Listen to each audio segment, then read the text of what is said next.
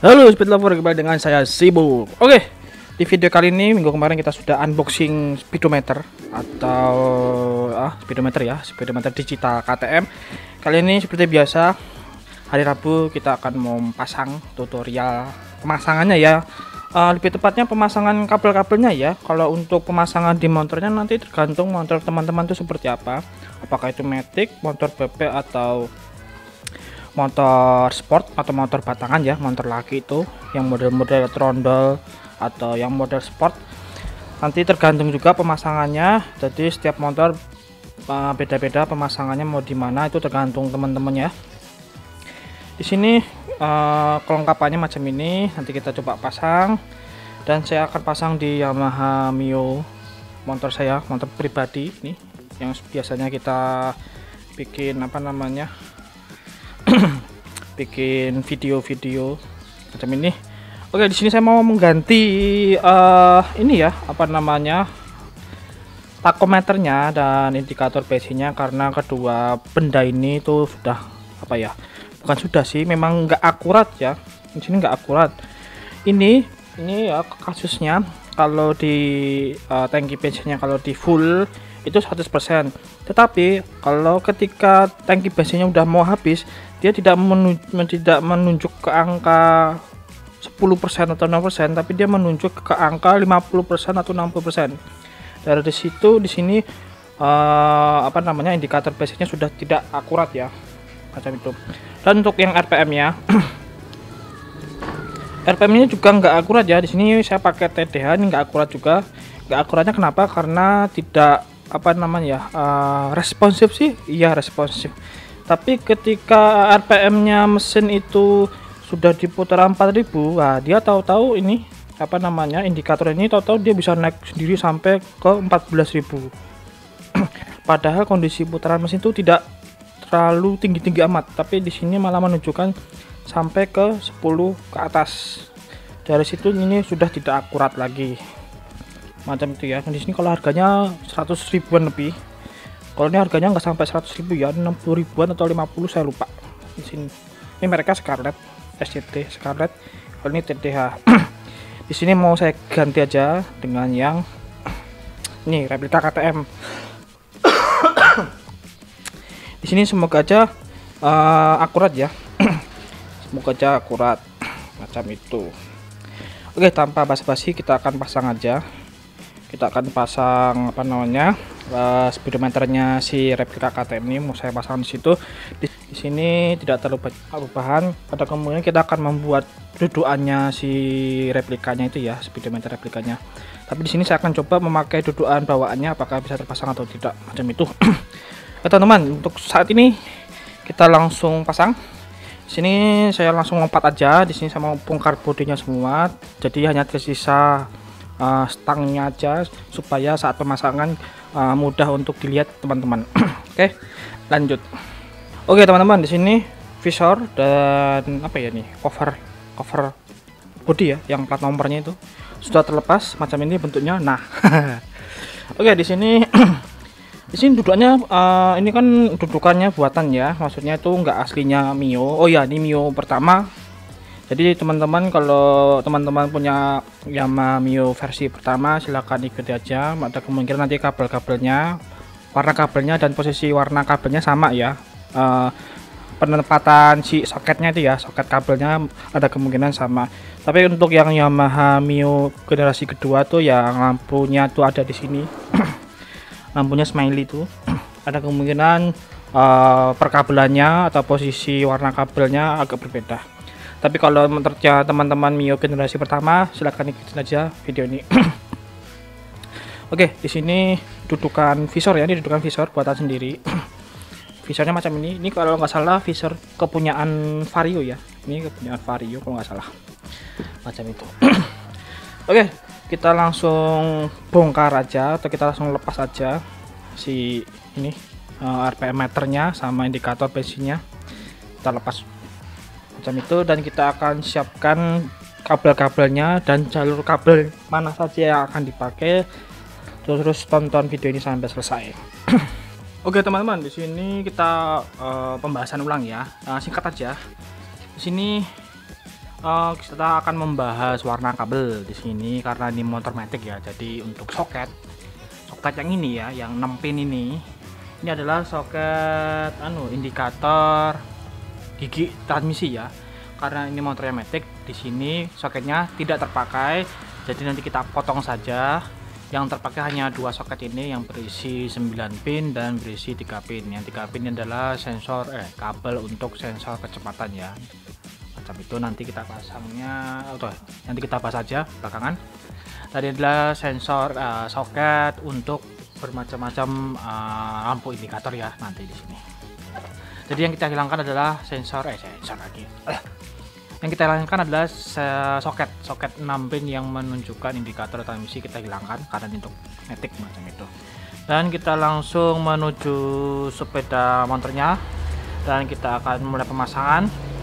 Dan di sini saya mau bikin dudukan buat si speedometernya karena ini pastinya custom dan tidak PNP, jadi kita bikin dulu dudukannya. Mungkin saya akan bikin pakai plat besi ya, nanti saya akan cari dulu plat besinya apakah ada atau tidak macam itu ya. Nih platnya. Oke, kita langsung lompat.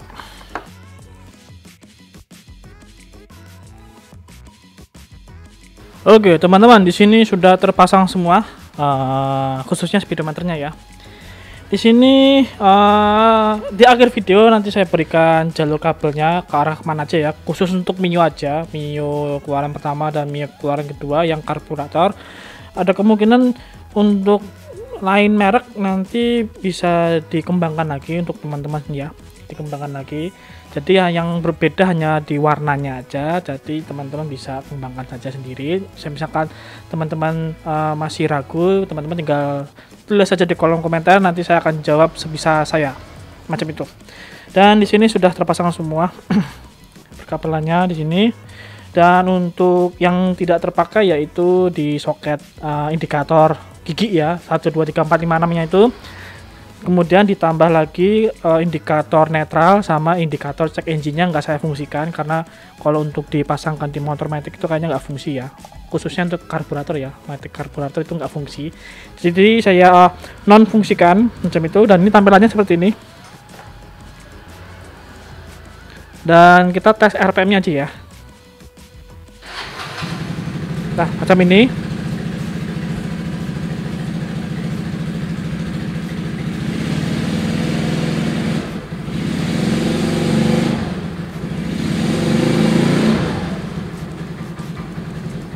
Seperti itu. Oke, di sini saya akan bukan memberi tips ya, memberi suatu informasi aja. Jadi ini saya matikan aja biar kedengeran suaranya. Oke teman-teman, untuk indikator aki ya, di sini kan ada indikator aki ya. Apabila motor teman-teman itu indikator bensinnya ini sebentar, ini saya jelaskan dulu. Apabila teman-teman mengaktifkan indikator bensinnya, otomatis di bagian sini yang terlihat hanya indikator bensin, jadi indikator akinya menghilang. Apabila indikator bensinnya tidak diaktifkan, otomatis indikator akinya baru keluar. Jadi teman-teman pilih salah satu, nggak bisa keduanya, karena di bagian menunya ini tidak ada pilihan untuk mengganti tampilan indikator bensin menjadi indikator aki macam itu ya.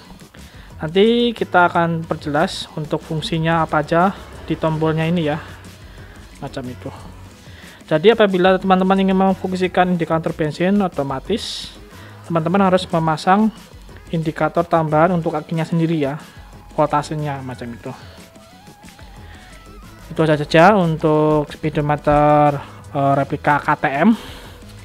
Dan kita akan memasang sensor speedometer atau sensor kecepatannya, nanti saya akan pasang di bagian di sini. Hanya saja di sini kita akan membuat lubang untuk memasang magnetnya ya, mungkin di daerah sini mungkin ya, nanti saya bor bolong macam itu.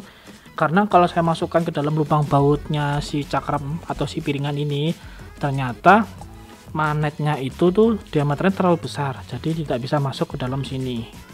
Otomatis saya harus bolong, kemudian mau masukkan magnetnya ke dalam bolongan yang baru itu.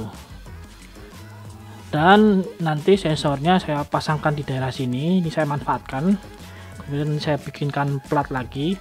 Dan sayang sekali untuk speedometer digital KTM, replika KTM-nya itu dia tidak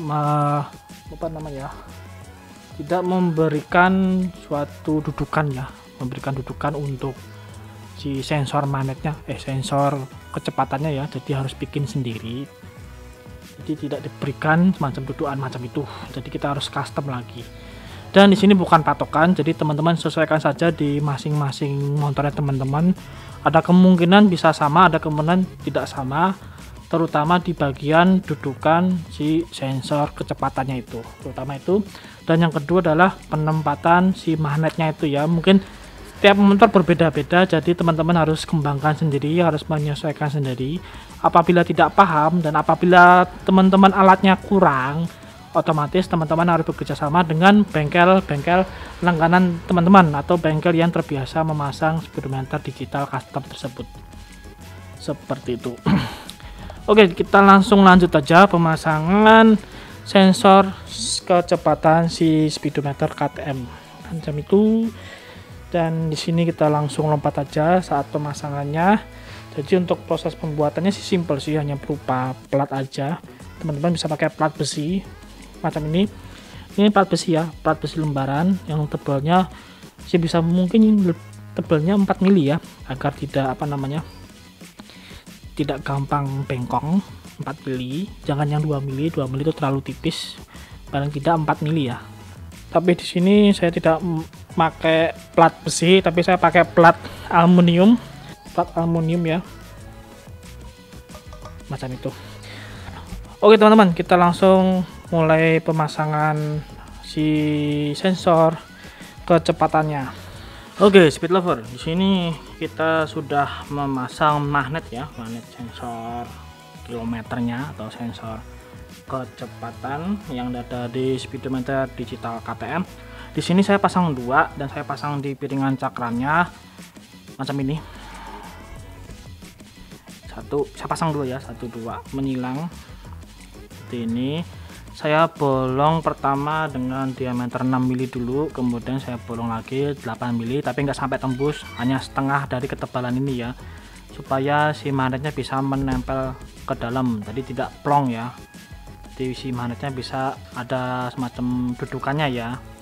Di sini saya kasih plastik steel untuk memperkuat si magnetnya agar tidak gampang lepas macam itu. Dan di sini tergantung piringannya teman-teman ya. Kalau piringannya teman-teman itu variasi dengan harga-harga yang murah, biasanya barangnya si piringannya itu empuk, jadi di bor itu gampang ya. Cuman kalau piringannya masih kondisi bukan kondisi sih, kualitas original atau kualitas yang paling mahal, biasanya keras.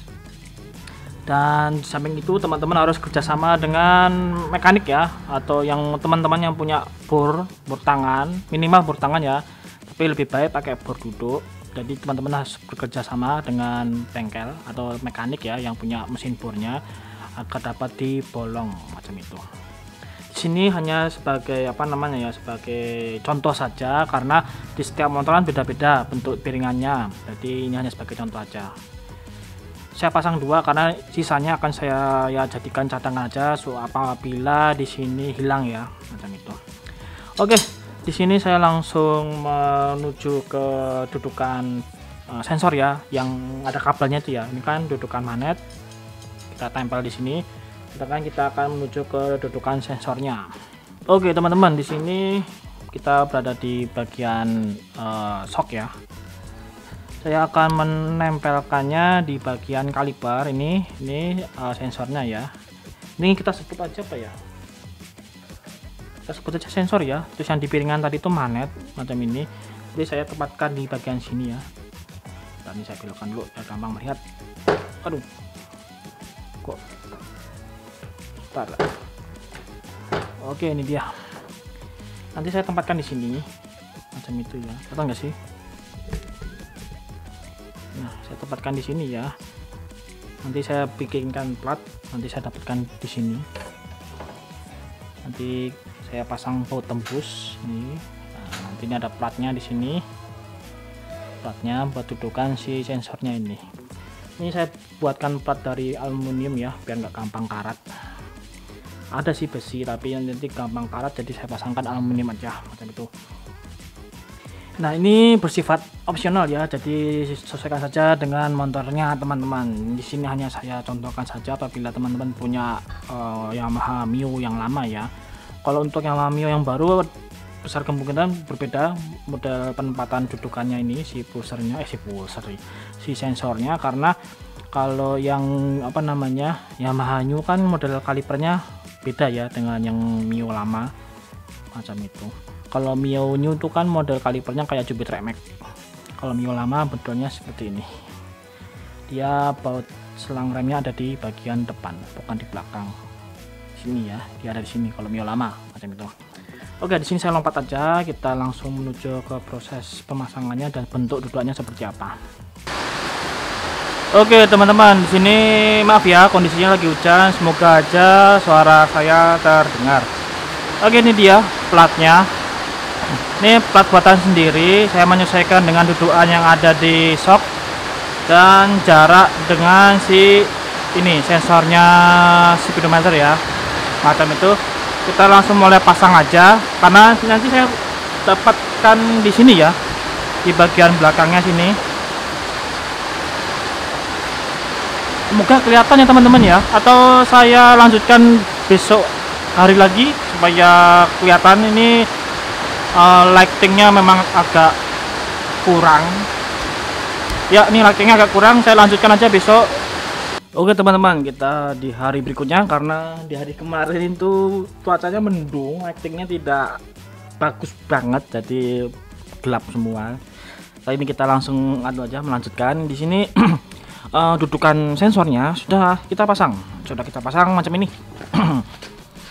Aduh, ini dia, ini platnya ya, ini platnya. Ini sensornya, magnetnya kita tempel di piringan cakram, kita bolong sebesar diameter magnetnya ya, macam itu, disesuaikan saja. Untuk piringannya nanti tergantung ya, misalkan nanti piringannya teman-teman masih original, besar kemungkinan itu agak keras membolongnya, memang ya wajar lah kalau original tuh. Mungkin kalau yang variasi yang murah-murah itu ya barangnya empuk jadi gampang dibor. Tapi kalau yang variasi dengan harga yang mahal macam TDR dan kawan-kawan tuh banyak kemungkinan itu juga keras seperti itu. Oke, di sini sensornya di sini. Ini platnya saya bikin sendiri. Jadi begini bentuknya.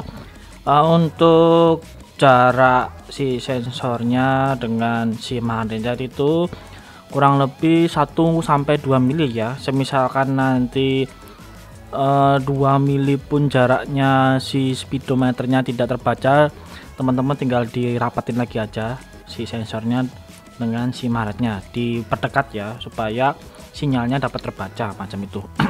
Dan macam ini bentuknya agak keren sih, tapi ini bersifat opsional ya, jadi tergantung motor teman-teman ya, posisinya bagaimana nanti tergantung motor teman-teman. Jadi ini bersifat opsional, jadi bisa berbeda-beda posisi penempatan si sensornya macam itu. Dan kita langsung coba aja apakah ketika ban depannya kita putar tuh bisa respon membaca atau tidak. Kita langsung coba saja. Oke teman-teman, kita coba ya. Jadi ini ban depannya saya putar normal aja ya, apakah nanti si sinyalnya dapat merespon dengan bagus atau tidak. Di sini saya akan putar roda depannya. Di sini motornya sudah saya angkat ya bagian depannya agar mempermudah saat memutarkan roda depan.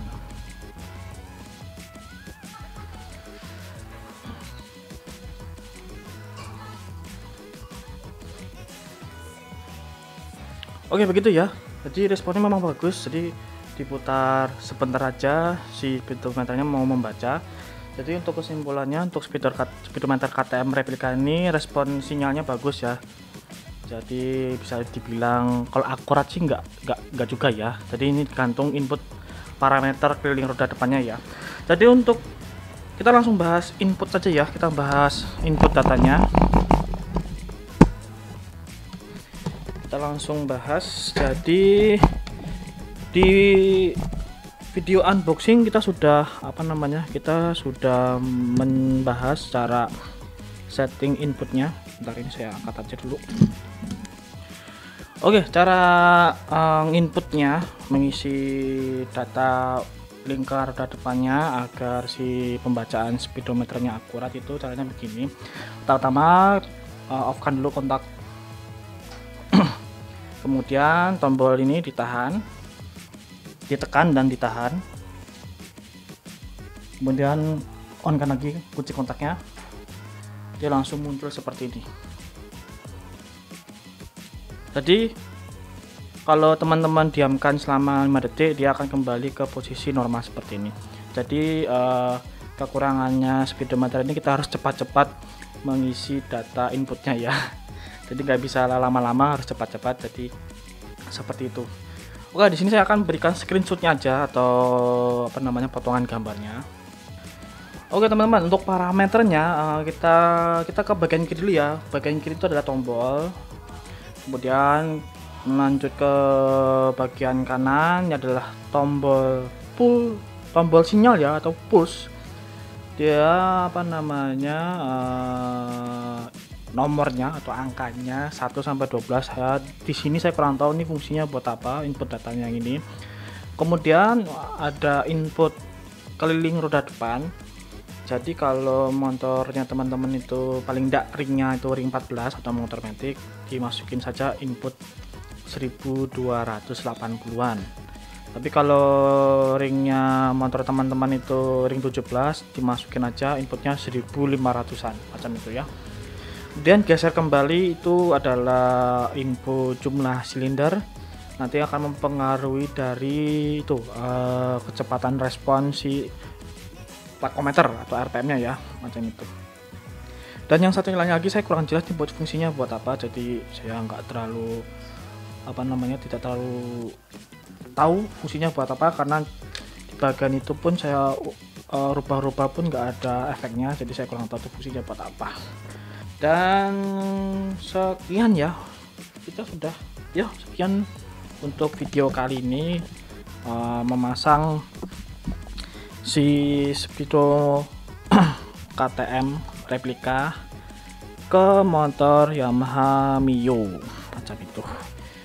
Dan jangan lupa memakai masker kalau mau keluar kemana-mana, jaga kebersihan, selalu cuci tangan, karena pandemi ini sudah masuk ke endemi ya, jadi ya agak lumayan aman untuk kalau keluar-keluar, tapi tetap teman-teman harus pakai masker ya dan jaga kebersihan.